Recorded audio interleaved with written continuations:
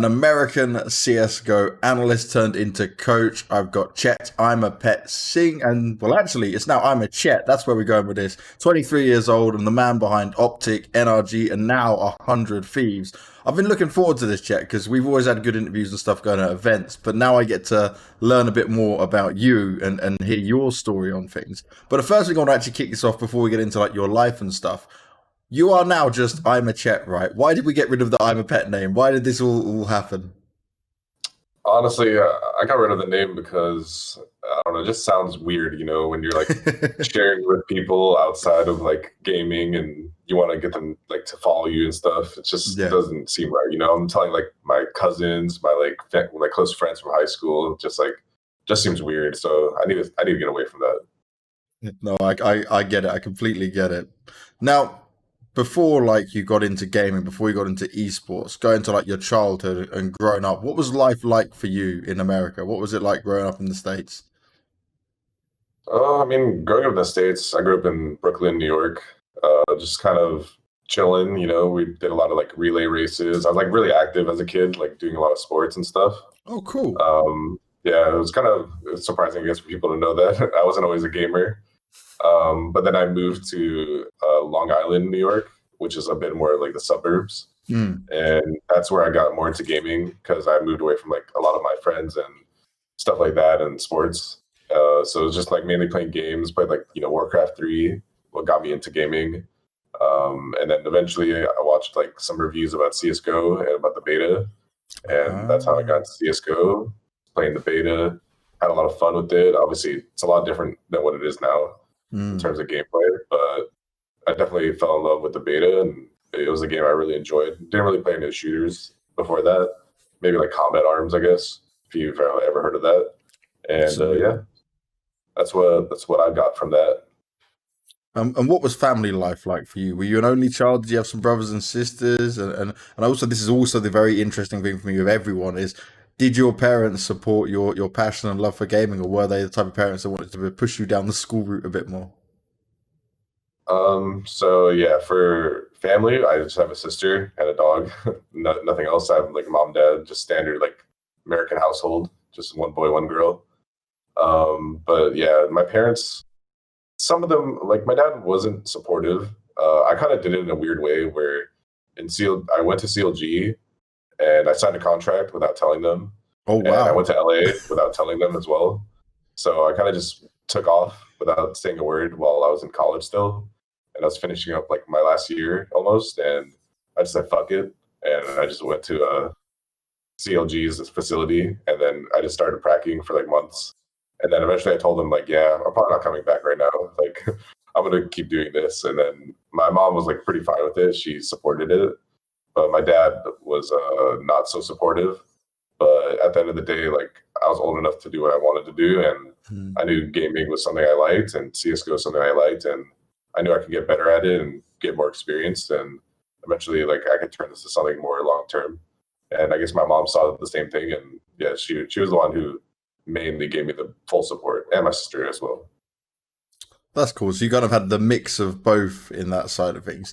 Now, you did mention like you doing a lot of sports before you got into the competitive side of what esports and gaming is here. What kind of sports were you playing? And did you always have a competitive drive like from a young age?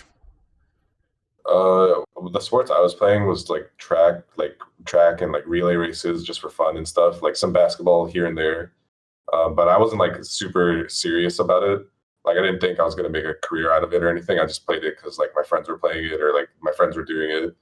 And I just wanted to like participate and like, I always wanted to like be good as well. So I didn't want to like participate and be like the friend who's like bad.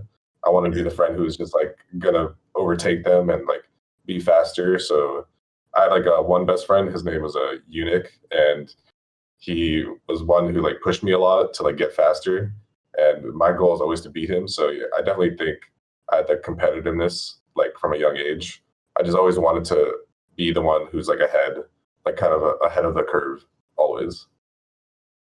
Now, in terms of that, right, being ahead of the curve, where was your first experience with gaming? Because I know some people started very young, some people jumped in and fell in love with just the esports side of things straight away. And can you remember what the first game you played was? Ooh. I think the first game I played was probably like one of the original Pokemons, like Oh way yeah. back on like the Game Boys, like without color at all. That's like probably the first game I played, and then I kind of loved that series as well. Like growing up as a kid, and then that got me into like the whole Nintendo franchise, like Mario and like all that stuff. And then eventually I got into more mature games, like I was playing like Doom and all that stuff, and then I started playing like these weird free to play ones from like these Korean companies, like Combat Arms. I think I mentioned earlier Yeah. was one of the games that I played, and that's like one of my first shooters. And then I played like Medal of Honor on like the Nintendo Wii or something, and that was horrible, but like I enjoyed the shooting aspect, so I was just like, oh, that's cool. And then it gave me like more options. Like I went from like a kids game like Pokemon to like enjoying like more mature games, like even like Resident Evil, like all the gory games. And then I saw CS, and I just preferred like the way the shooting was in CS and how skillful it is, and it kind of just attracted me to that. And can you remember what you would consider your first competitive game? Was it CS, or was it before you tried to look at the competitive aspect of things? Maybe just even playing 5v5 with friends or doing some 1v1s in say, Doom, for example? I think probably my first competitive honestly was still Pokemon. I'm not gonna lie. I was like playing I was playing like a lot of multiplayer online because like Wi-Fi just became like a thing Yeah. in like in internet battles and stuff. So I was like entering competitions so I can get like prize money and stuff like that. Even though it wasn't much, it was probably like $10. I was Mm. still like keen to do it and stuff like that. I wanted to, get better and like get some good placings. I was pretty bad. Like people were way ahead of the curve in like that genre. Like people were doing all these like weird like breeding tricks and all that stuff, and I had no clue. Yeah. So I learned the hard way. Like you can get wrecked easily. Like if you have no idea what you're doing. Like if you don't know like the little ins and outs and you don't spend the time, like you're just gonna fall behind. And that probably leads into why you're a good coach in that way, right? Knowing all the smaller details of it. Now, getting into CS, was Go the first version you'd even been involved in? Because I know you mentioned you got into Go right towards the beginning of the beta, but had you ever played Source or 1.6 or messed around with those games? I played Source in high school or no, middle school, I think, in like a computer class because there's like a bunch of older kids who were like playing it on the school PCs. So I played that, and it was like some random map, like a bunch of showers. I can't remember what it was called. And it was just like an A map basically, and I think that's all I played before Go. But Go was like the first game like I took seriously and like I wanted to like get good at and like get to know better. So yeah, I didn't really play anything that serious in the other versions. Now you talk about getting good at CS. What point did you look at CS and say, okay, I want to be competitive in this. I want to try and like play a bit more in a not maybe professional manner, but see what I could do. Was there a goal to try and be a professional player? I think the first thing that brought me to like wanting to be competitive in CS was that first major, the DreamHack winter 2013. I think Yes. that was like the best thing I've ever seen. Like it was an underdog story as well, like Fnatic beating Nip and stuff like that. Hmm. They didn't have like the greatest lineup if you look at it from like today's point of view, but the fact that they managed to do it and beat such a good team was like a really cool story. And you're just thinking to yourself like, oh, I can do that as well. Like why can't I do that? And then that's what made me want to try to get in the scene somehow. I don't know if I wanted to be a player per se. I just wanted to do something in the scene where I can contribute to a team. And for me, I had like a lot of analytical background, Yeah. so I just wanted to do something with that and see how that goes, which brought me to being an analyst and stuff. So that's why I kind of went down that path instead of a player path because I just didn't think the skill was there for me. I could tell. And that's the thing, right? Some people can play CS and play and play and play for years and only be at a certain level. Other people realize quickly, okay, maybe this part isn't for me and we can move on. But did you ever play in like the up and coming American leagues, for example, maybe grind your way through ESEA or stuff like that? I played literally like one season of Open, and we didn't even finish the season on UCA. So, like, definitely didn't even bother. Like, I knew after like our fourth match, I was like, this sucks, dude. Like, I can't do this. I don't grind enough to like have good aim and stuff. So I just gave up on that part. Now, in terms of what you're saying there about you've always had like an analytical background, where does that analytical background come from? In what way does it work for you? I think it just came from me being good at like like math and stuff. Honestly, like when I was a kid, like I had like a very like science. I went for like a science degree, so I had to Wow. like know a lot of like stuff like that. Just like knowing like numbers and being good with them. So for me, it's like if you know the numbers, like even small things, like even dumb things like inaccuracies of guns, like you'll have like an advantage, you know. So Mm. for me, that's like where all that came from. Like I just wanted to be good with numbers and try to see if I could squeeze as much like information as possible to give advantages for people. Now, getting further into your CS career, you started as an analyst for CLG, CLG being a very prestigious organization. How did that even come about for you? And was there any teams that you worked with beforehand, or did you just go straight in and end up on a big name team? um, I think for analyzing for CLG, I just sent a lot of free work because they posted a job application online and about an analyst role, and I just said I can give this a crack, and I just watched a bunch of demos, and I just asked them what they wanted. Like the coach at the time was Peta, and he just said a bunch of things. And I think I still have the screenshot to this day of like what he asked me, and I was just like pretty simple. And I think I did like above and beyond what he asked, and he seemed to have liked it. And some of his teammates, like Hayes, I'm sure you're familiar with him, Mr. Yeah. James Cobb. He gave me a little help there, like pushing the coach to like get me.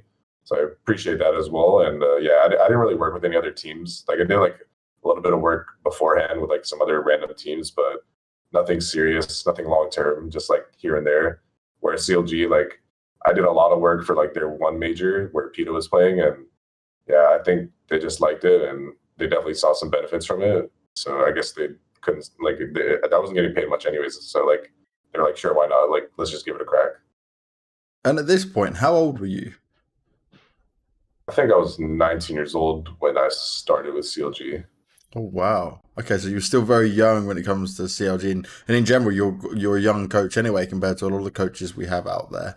In terms of what you were doing at the time, it's like we're saying, money maybe not so good in the analyst role. Was this like a part-time position you were doing stuff on the side, or was this your full focus? I was still in university when I was working with CLG as an analyst. Mm. So whenever I was in class, I was like not fully focused, and I was focusing on like CS, and I was like checking on the results and like watching their matches and taking notes and stuff like whenever I could. Pretty much, I focused a lot, even though it wasn't a full time position. I just tried to make it my full time position, Yeah. even though the money wasn't there. I just enjoyed CS at the time like so much that it didn't really matter to me. So yeah, I just dedicated a lot of my time, like way too much, to CLG at the time. Way too much. Well, it's paid off now, right? That's the benefit of it here. But when you're looking at this and you're trying to divide your time and obviously analyzing for a top team, right? These were one of the best teams in North America. You're also trying to study at the same time. At what point did you decide that, okay, look, I need to actually have a full focus on just one or the other? Yeah, I think I decided that when, so at the time, CLG had a coach named GRT, and he got fired due to some random reasons that I'm not sure of. And they gave me a chance, like, because I was the next person in line, you know, like I was Yeah. the analyst, like I've been with the team, I kind of know what they do. So they gave me like an interim position, and we had a couple of events. I think one of them was like Northern Arena, Montreal, where we did not so well, to be honest. And then we went to the E League major qualifier, Mm-hmm. and we played, I think, a few teams. We did all right. We played like Renegades, I think, and we were down like 15-6, and we won out pretty much from that point on. We went like 15-6 to 19-15, something ridiculous like that. So that was pretty crushing for them, but it was like good for us. And Yeah. after that event, CLG was just like, yeah, like you did a sick job. Like, you know, we want to see how this goes. We're going to help you develop further as a coach because obviously I lacked experience where it came to like the social aspect. Yeah. Where now, as I think I'm pretty good at it after doing it for so many years. So back then, they just gave me the right tools and like the right people around me. So I owe them a lot for stuff like that, just giving me those tools and guidance to get better at my role. But yeah, I think pretty much after that major qualifier, that's like when I made the transition from part time to full time, and that's when I moved to LA as well. And at this point, I'm guessing you dropped out of university, or did you still try to finish it all off? Like I pretty much stopped my studies altogether. Like I had like 4 more years of like doing like becoming a doctor or whatever, and I guess I can resume that whenever I want. But for now, I just stopped it, and I just committed all my time to CS because I knew it was something that is going to get bigger, and it's something that I want to be a part of. And this is what's really crazy. You go from an analyst to a coaching role at such a young age. And I think many people would expect that, oh, they might look for someone who'd been an ex-player or someone who was maybe a bit more experienced. So this was a big opportunity for you. How are you feeling, though, going from that analyst role to coach in terms of like pressure on your shoulders? Honestly, I don't really feel pressure even to this day. I didn't really feel Wow. pressure back then as well. I just knew I just had to do my work and maybe do a little bit more than I need to impress people. And as long as I did that, and I know I don't really do anything else. I knew back then like I'm gonna watch CS and that's all I'm gonna do. So I'm pretty comfortable doing that and wasting all my time on one thing and just being good at it. So that's what I chose to do. And like I said, I had people around me as well in CLG who made things easier. Like we had a Mm. player development coach whose name was Mike. I think he works for Immortals now, and he was like really helpful. He like taught me like what I should do when I approach a player and like talk to them about something, or like he taught me like how to handle situations. Like don't be like an idiot and parrot people and stuff like that, and make sure we're all on the same page with like with players. Like I learned a lot from him, and I definitely transferred over to like later teams as well. Now, just the last part, touching on your analyst side of things here. What do you feel was the biggest thing you learned during being an analyst that's helped you in your coaching role now? Definitely, when I was an analyst, I learned how to anti-strat a lot because I that was like my only focus, and I can definitely tell like tendencies a lot better than I think other coaches can because they're not used to putting in so many hours, Yeah. doing the same thing over and over and over again. Whereas for me, I'm used to like figuring these small things out, even if it's like when someone's jiggle peeking weird or like wide peeking weird or jump spotting Mm. weird. Like those are the things that I'm looking for when I'm trying to anti-strat a team and see if I can exploit it. Obviously, people are getting better now these days and stuff like that, so it's a little harder to Yeah. do, but you can definitely find them still. They're definitely out there, and I think that gave me an advantage when it came to coaching. Now, getting the chance to coach the CLG lineup, was this something you actually had planned you wanted? Or was it just, like you said, they lost their coach and you just were the next in line? Honestly, I didn't expect to coach at all. I Oh, didn't think it was going wow. to come anytime soon. I just thought I was going to keep doing like an analyst role and then bounce between like teams eventually Mm. and just see how that goes. So I didn't expect to move up the rankings so quickly. Yeah, I definitely thought it was going to be like a 3 to 4 year down the line type situation, not a 5 month situation. Now, in terms of like, obviously, again, you coming in coaching an NA scene, which was very challenging to kind of navigate, right? In up and down team results, there's obviously Cloud9 at in this time of the year for the CS scene, they were the number one team all the time. But there was also a lot of like the roster swapping, everything else that was going on. What was the toughest part for you in coaching CLG? I think the toughest part was probably honestly the roster decisions because Yeah. we had not that many options. Like we weren't the most attractive team, Mm. and we kind of had to take like what was kind of left over. So like at January, we wanted to get rid of Sabrosa, and he Yeah. also wasn't feeling like he was doing his part on the team. Like he needed to transition away as well. So we kind of had like a mutual falling out there, and then we had to like figure out like what do we want to do next? Like who do we want to get? And we decided to get Ricky, who's a ex Renegades player. He's an Hmm. Australian guy. And for us, we were kind of lucky to get him because he was a really good operator, really good like Yeah. making plays and stuff like that. Like he was our X factor pretty much, and that was pretty hard for us to get because, like I said, we weren't an attractive team. We were winning qualifiers and stuff, but like that's only going to get you so far in terms of getting good players in the future. So definitely lucked out. Roster changes are definitely hard back then, and yeah, like the money just wasn't the same. There wasn't that much investor backing back then and stuff like that. So we're definitely like working with scraps back then. Now, you left CLG and then you went to Optic. How did this move come about? Yeah, so I guess that move kind of came the same way as did me joining CLG. I talked to like Hazed, who Hmm. was on Optic at the time, coaching them, and he was kind of gonna step away from them and transition to something else. And for me, we just had like a decent result at 2 international lands. We did like kind of okay at the Americas minor.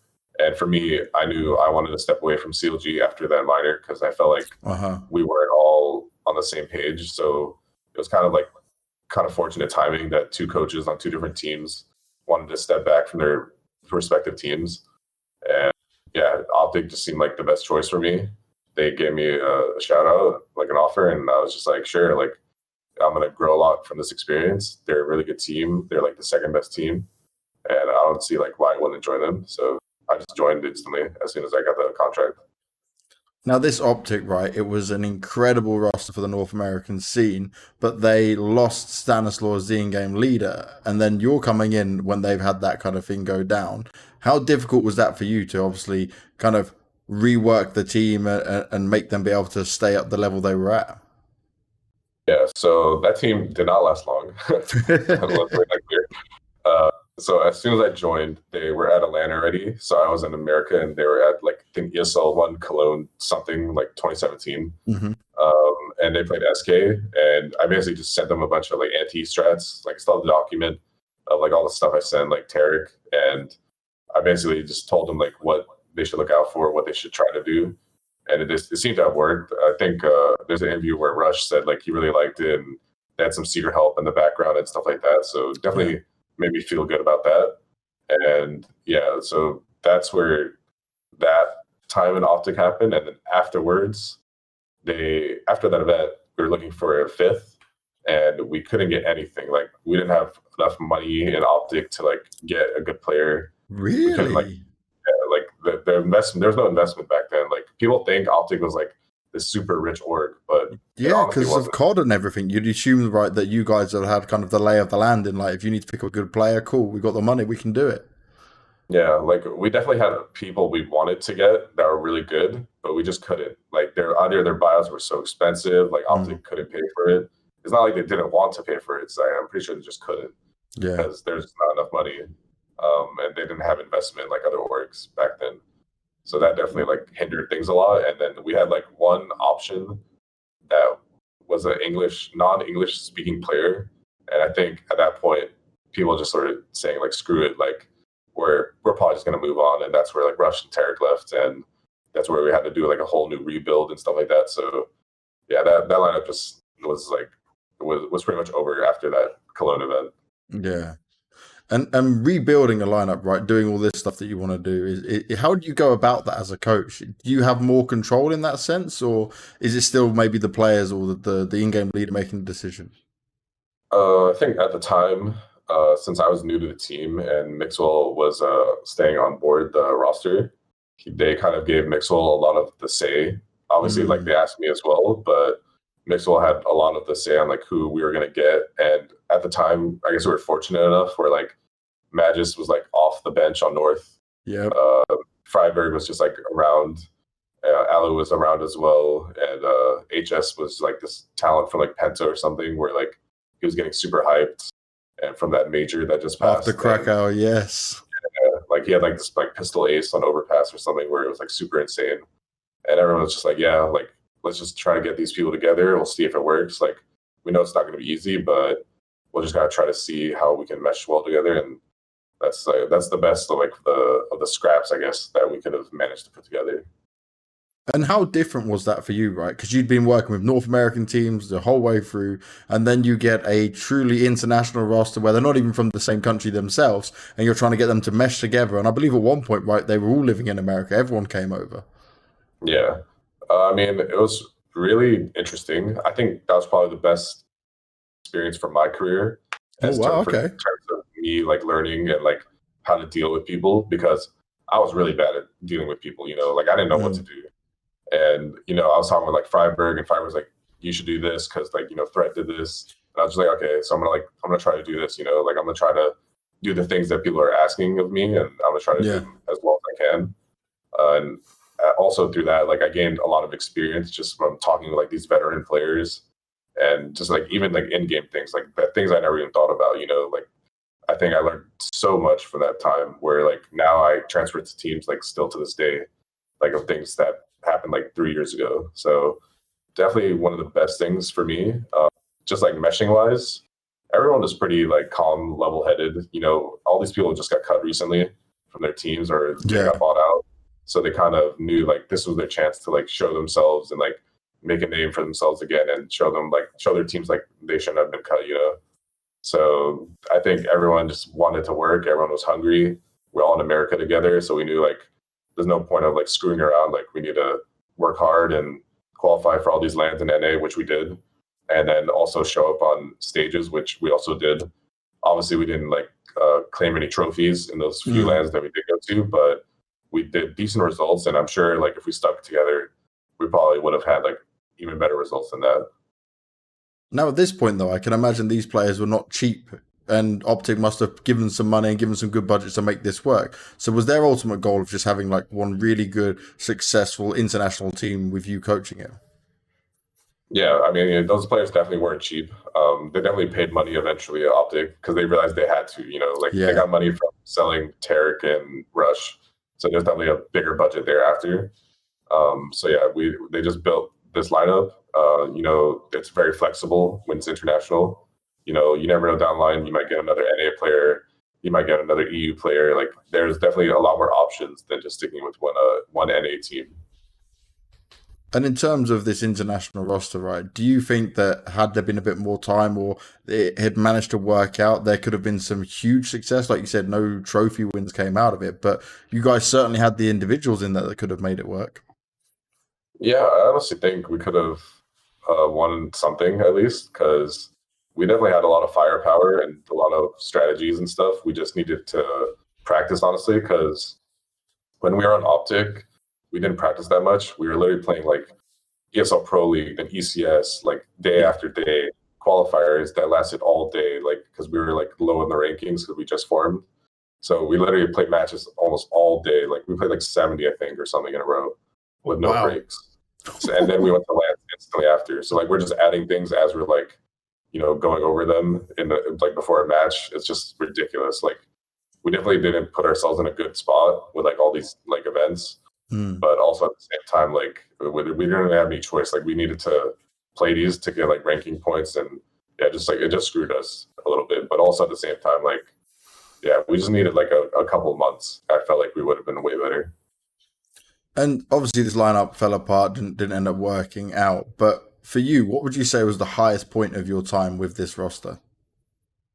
I think the highest point was probably just qualifying for all those lands in NA. You know, just destroying people, and you know, we were literally eviscerating people in NA. Like people had no chance versus us, and we had a lot of confidence. You know, every match we'd just be like, "We're gonna destroy these NA kids." Yeah, I'm from NA, so like I was just participating. I was like, "Yeah, we're gonna own them." Like, let's own them, and then yeah, like we ended up doing that. So I think just the pure confidence we built in that time is just like probably the best thing.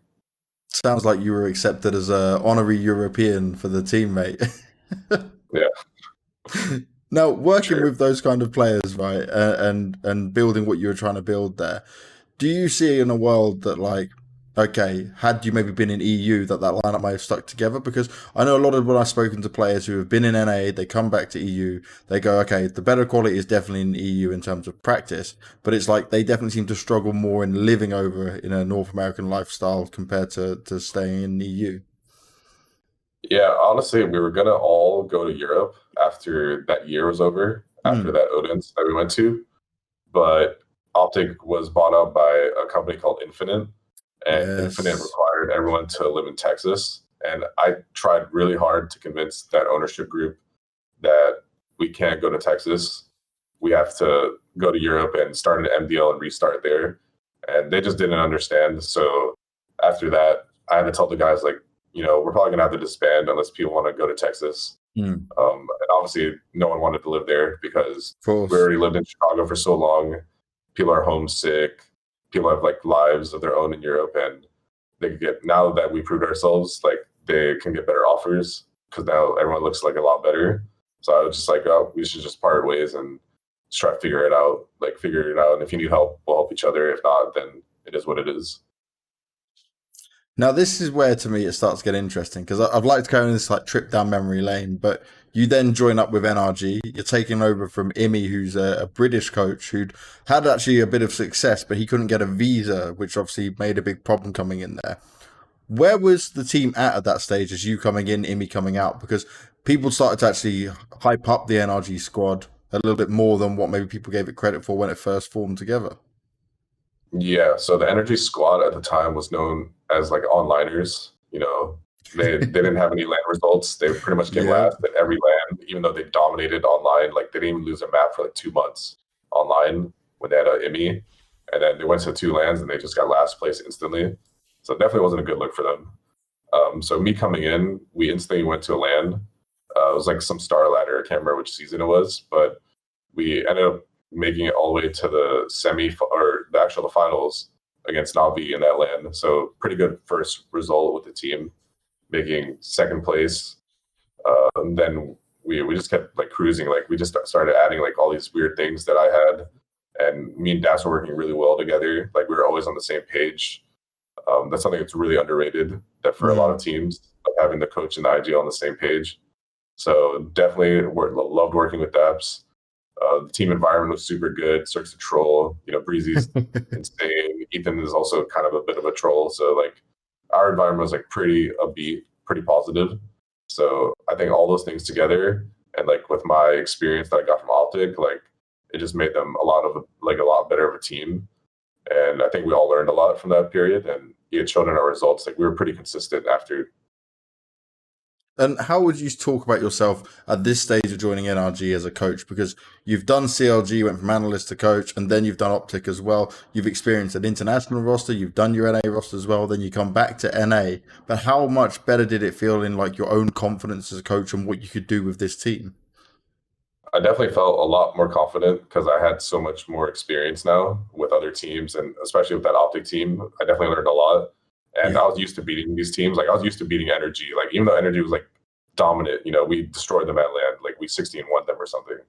So just for me, it was just like I know what was wrong with them, and I even anti-stratted them before I joined the team. So like for me, it was just like I'm gonna give them these anti-strats, and we're gonna try to work and fix them. And for me, it was just like that. I know like so much better how to talk to people Yeah. and stuff like that. So it's just like everything was just a lot easier. Like it wasn't as difficult as it was in CLG, and I think it showed. Like we progressed pretty easily, and everyone like the environment was good. There was no drama when people got cut and stuff like that. Like everything was like it was all like business at the end of the day. So Yeah. everything felt fine.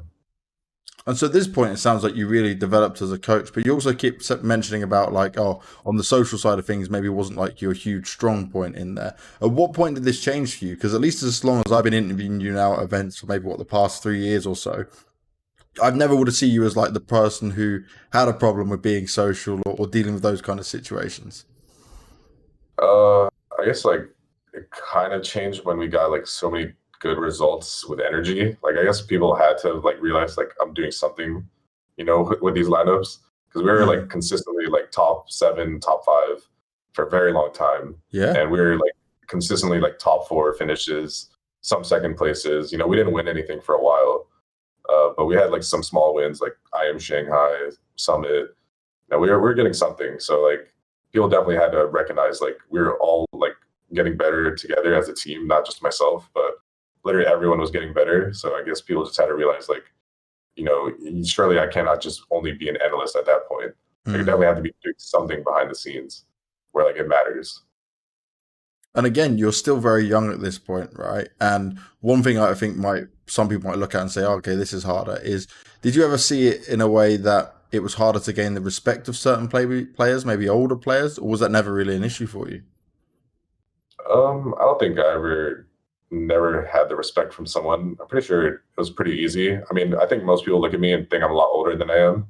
So unless they actually know my age, they probably wouldn't even recognize that I'm younger than them. So I think, at least for my age, I think I'm pretty mature for what I am.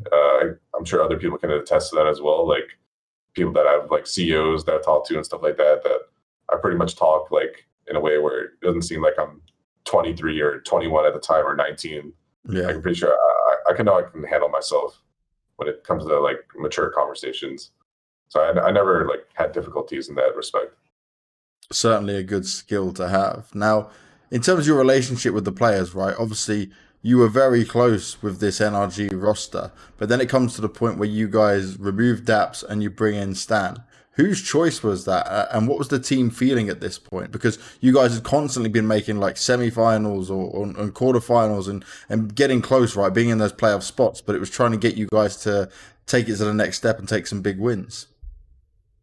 Yeah, that was kind of like a team thing. Like for us at the time, there was a lot of frustrations with Daps and like how things were being run. And some people felt a certain way, and some people didn't feel that way. But Yeah, if there was more people feeling that way than less, then we kind of had to do something. And Stan was kind of available at the time, and people wanted to get him just because he was available, and it was something new, something fresh that we could try. So that's pretty much how it came to be. Like it wasn't anything personal. It was kind of more just like a business thing where we felt like we could get, some land wins with Stan, whereas we're consistently making semis and making dumb mistakes. Maybe it's not Daps' fault, but maybe we just need a new system, stuff like that. So that's just how it came to be. now, in terms of this, right, Stan comes in, and then we've got Tarek also, and we bring this two together. We've got the staple three, Cirque, Breeze, and Ethan in there. When this happened, is that when obviously we saw more success? Look at 2019 for NRG was incredibly good. But at what point did that start to break down for you guys? Because actually, I'll come back on this a little bit because there was a point in 2019, I remember talking to you about it. You guys went to what? You went China, then America, then China again, then to Europe. Like, you guys were at every event and you must have just been like killing yourselves. Yeah, I think that's where our like success kind of like fell. We Yeah, just went to so many events, never practiced because we're at all these events, constantly jet lagging ourselves. Like you said, China to America to China. Literally, it's that's so bad crazy. for like yeah, it's so bad for like not only like mental health but like just our bodies. Like Yeah, things are just so rough. Like we just couldn't adjust. Like I'm sleeping like horribly. Like if you're not getting good sleep, like how are you gonna play well? Just stuff like that. And then we're constantly preparing for like different teams. We can't innovate ourselves. Like we're just figured out stuff like that. So we dug ourselves in a hole and we learned from it, but it was a little too late at that point. and that's the thing, right? You already done it. You already agreed to go to these events. Who stepped in though and said enough is enough? Was it you guys going to NRG and saying, look, okay, we can't do this wild stuff anymore? Or was it more like NRG noticed, okay, this isn't going to be long term successful? Well, I think at that point we were in EG, and EG was just like EG didn't pressure us to do anything. None of our orgs pressured us to do anything. It was kind of on us. We just like Okay. felt like we're in a hot streak, and we wanted to like keep it up and like go to all these events and try to win as many as we can while we're still like all on form. Hmm. But yeah, that was our logic at the time, and looking back at it, that was pretty stupid because we had a lot of success like boot camping and then going to events. Like if you look at the Berlin run with Energy, we Yeah. had a sick boot camp, and then that transferred over into the next three events where we did well at Berlin. We won New York, we won Star Ladder, like it transferred over. And then as soon as we stopped practicing, like because we thought we were on a hot streak, we just dug ourselves in a huge hole. And it's a bit of a learning curve because again, you're a young group of guys doing this. You're getting the big wins. You're looking like you can be on top of the world right now, and everything's going your way. Is it something that you now very aware of when it comes to just your role and the team you're working with? Yeah, I definitely am super aware of like over scheduling and stuff like that. People definitely need their breaks, and we definitely need our time to schedule practice and stuff like that. I think Astralis is really good at like managing that, where everyone on the team recognizes that they need to practice and they need time off and stuff like that to Mm, perform at their best. And I think for us, that was like a learning experience. Like we learned that we need that as well. We can't just, say, oh, that's Astralis. Like those guys need more time than us. It's kind of like yeah. we're also human. We need the same things as them. And yeah, just a big learning experience from us. Now, you guys join EG, like you just mentioned before. That's a huge, prestigious Counter Strike organization. They find their way back in. They pick you guys up when you're on top. We go into 2020, and you guys start at Blast. Didn't get the results maybe that you would have wanted in it. It was a bit of an up and down. But then we get to the point where you actually end up leaving EG. Now, from your side, when you put out the tweet and you gave us out the information, it was very much that you're happy with Cirque, Ethan, and Breezy, but maybe a bit of issues or struggles when it comes to Stan and Tarek in this. Was it their decision to kind of remove you and maybe the other players not so much, or how did it all go down? Honestly, I can kind of break it down from like the beginning of that year. So like Okay. we had like a lot of like we kind of wanted to reset after having such a like inconsistent year. So starting 2020, we had like a bunch of boot camps. We had two of them. You know, we had like they were pretty productive, but there was also a bit of like unproductive stuff going on as well. Yeah. And for me, it was a little frustrating. You know, after the bad results at Katowice, I wanted to bench myself. And I told that to my GM, and at the time, he just said to stick it out for another event. And I was just like, sure, I'll stick it out because we had like Pro League Online. Yeah. And for me, I was just like, I don't know, like what we can do. Like I felt like we hit our ceiling with that roster.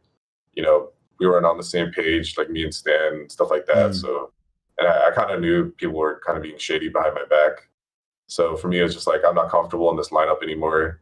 You know, I'm not getting respect that I used to get and stuff like that. So for me, it was just like, I should have moved on, but I just gave it another chance.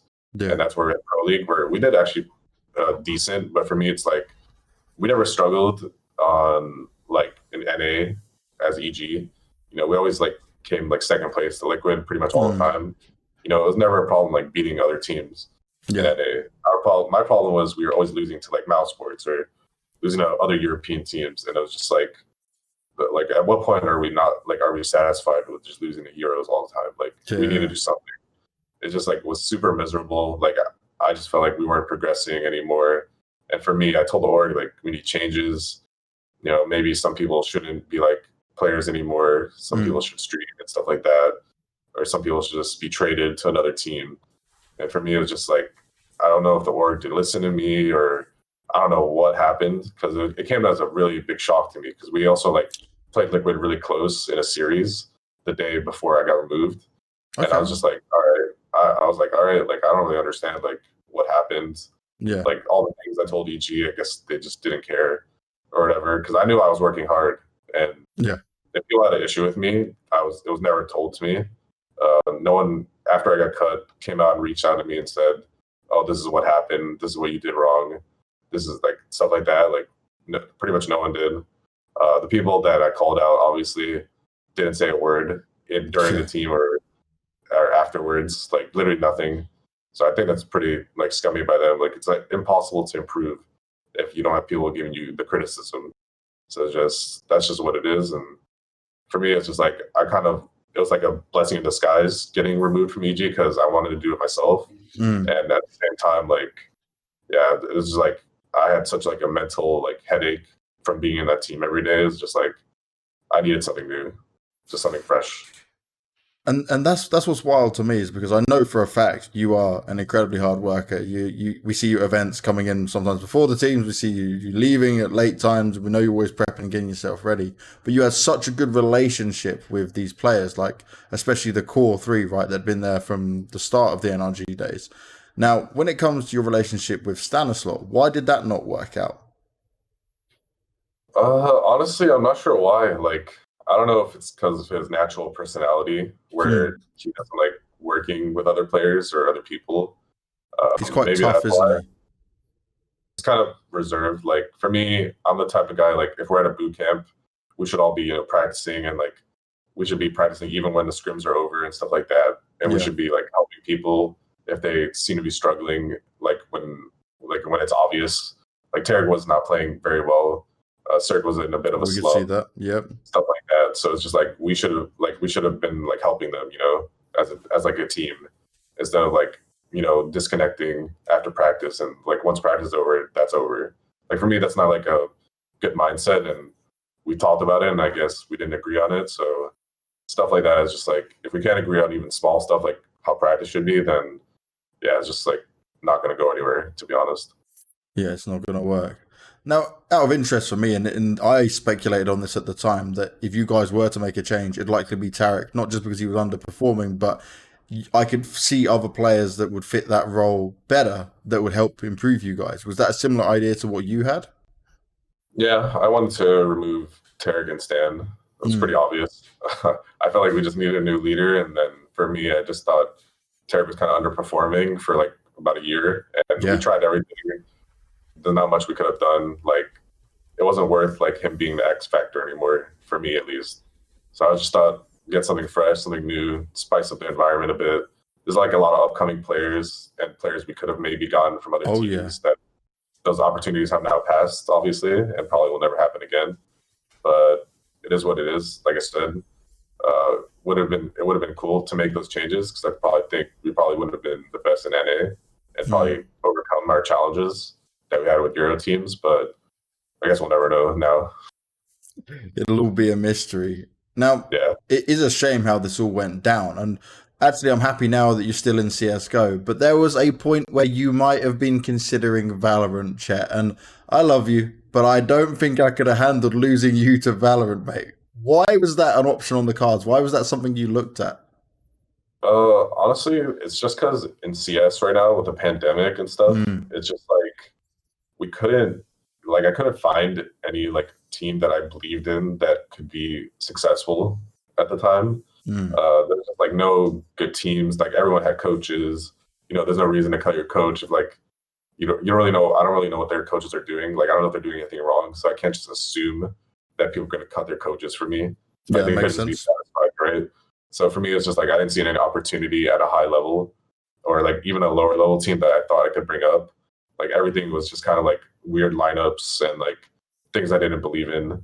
So for me, it was like Valorant was like I had so many offers from that. I was like, I could just become like a GM and like maybe transition out of coaching, get into something more like Wow. big and stuff like that. So for me, it was like I could have just transitioned like fully into something different in a different game and see how that goes. Because I know if I just put my mind to it, I could be good at it. So it's just like maybe maybe now this is the time. Like maybe this door is open for a reason. That's kind of what I thought, at least. What offers did you have in Valorant? Like that's very interesting to me. Who was saying like potentially you could be involved in that because this game's not even been released yet, and we're seeing teams signed. Like you looking at offers and stuff like that. I had like TSM was one of them. Energy was another one, and I think there was like Immortals was like the top three for me. And obviously, Wow, if I was big to sign as names. if I was to sign as like a GM, I was pretty sure I was going to pick Energy because I'm familiar with their management. I like the CEO as well. He's a cool guy. Yeah. He, you know, if anyone has ever met like Andy, he's like super respectful. He listens to like everything you have to say. He makes good decisions. So for me, it's just like I know I can trust him, and he'll listen to things that I say. And yeah, the other teams are also good, but I just wasn't sure of them. Like I just wanted to go to something familiar. Now you do thankfully stay in CS:GO, and I'm happy for that. You end up on 100 Thieves, who in 2019 they started to show us that they're not just a team hanging around the NA scene that can't achieve success. They had reasonable placings at the majors. They showed us that they can make big improvements. They still brought in more talent coming out from the Oceania region and found success. So how did this offer come about? Like, was this even a shock to you? I don't even honestly know what happened. They just kind of got rid of Kassad, and for me, it was just like I was like, oh, maybe they'll ask me, but I wasn't expecting anything. Like I was literally gonna sign my contract with Energy on like some Saturday night, and then the same Saturday, I was just like, before I like sign this, I'm gonna message like one tweet just to see like if people will respond, right? Yeah. Just throw my last shot out there. So I sent out a tweet saying like I'm still looking. And then 100 Thieves messages me, and I'm just like, oh, so it did happen. So I was just like, that's pretty fortunate for me. And then I didn't sign with Energy, and I was just like, all right, like, sorry guys, but like, I'm gonna try to stick with CS. Like, you guys kind of knew, like, I'm gonna try to stay in CS as much as I can because I prefer the game a lot more, and I have experience there, and you know, I have some kind of like recognition, like respect in the Of scene, course.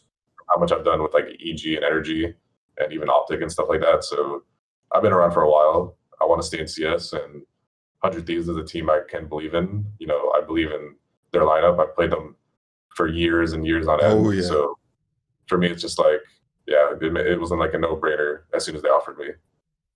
And so now you get to join 100 Thieves. You're starting to work your magic. Now, you've only been there a very short while at the point of us filming this. How has it been for you? Because you're actually now finally in LA. You're closer to the team. Is this a very different team than anything you ever expected? Because I remember you mentioning in an interview as well that they weren't even doing like their VOD reviews. Yeah, I mean, I think that got a little bit blown out of proportion. Like they didn't do it as a team, but they definitely did it as individuals. But Okay. just as a team, they haven't done it that much. So for me, it was just like that's a big change. Like they missed a lot of like, in my opinion, I think they missed a lot of valuable lessons that Yeah. they kind of overlooked by not watching their VODs or whatever as a team. So I think we're just trying to catch up on that.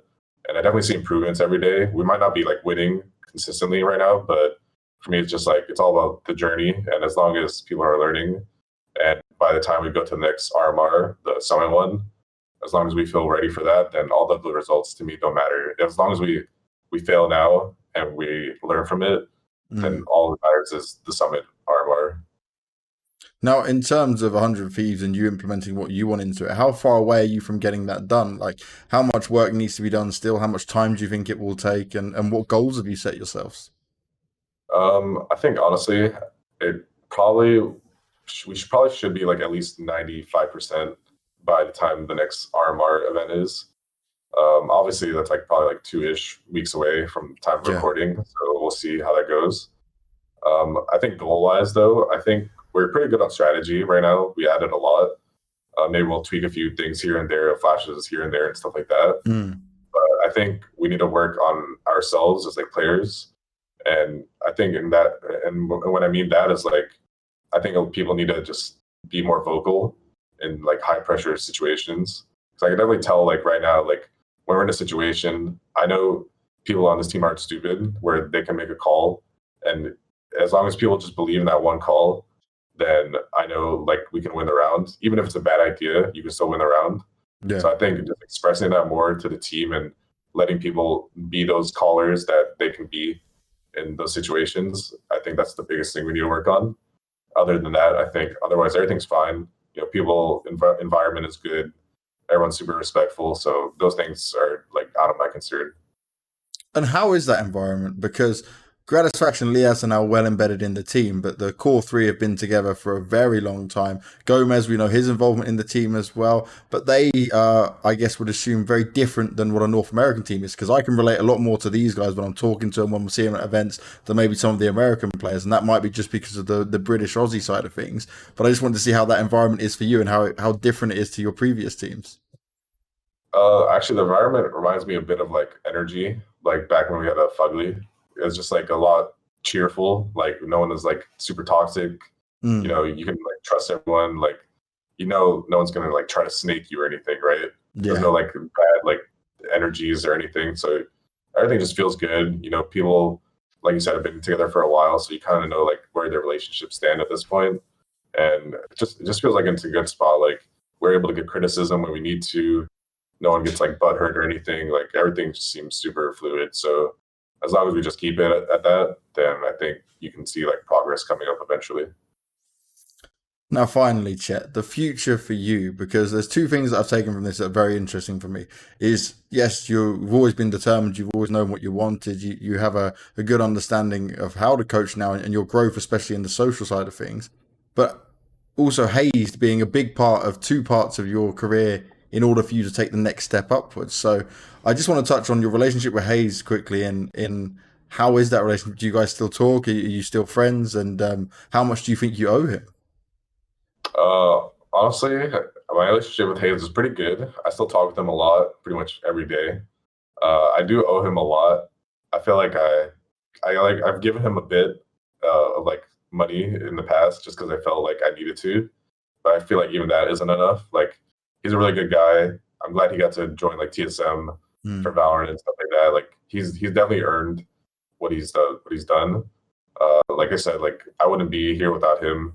He's definitely given me a lot of chances that he probably didn't even have to do. He could have just ignored me. But respect to him for that at least, and hopefully I can return the favor back for him one day. Never know. Maybe you'll see him in 100 Thieves doing something for us. Maybe he'll be TSM, thriving in that Valorant community. Like who knows? But I'll be here to support him. whenever he needs. Even though we joke a lot around and I troll him a lot, like he knows we all like mean well for each other. So I think that's the most important thing at the end of the day. And my final question, mate, is you've obviously improved massively as a coach and you're still very young. How do you plan to keep on improving yourself personally and as a coach and to be the best coach you can be?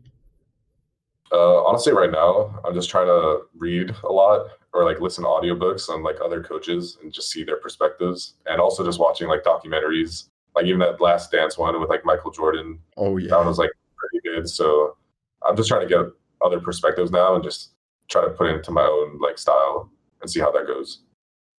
Hey, sounds like you've got a bright future ahead of you, mate. I'm looking forward to not only seeing the success you can have with 100 feeds, but what the rest of the future holds for you. This has been another great episode for me to film and learn from. So, Chet, thank you very much for your time.